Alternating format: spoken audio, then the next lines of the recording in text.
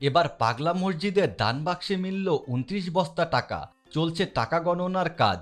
কিশোরগঞ্জের বহুল আলোচিত পাগলা মসজিদে ১১টি লোহার দান বাক্স রয়েছে। ৩ মাস ১৪ দিন পর শনিবার সকাল ৭টায় দান বাক্সগুলো খোলা হয়।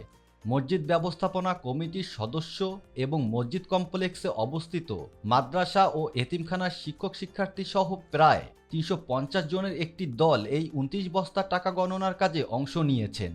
তবে এবার দান বাক্স খোলার নির্ধারিত সময় পার হয়ে যাওয়ায় অতিরিক্ত আরও একটি টিনের বাক্স বাড়ানো হয়েছিল।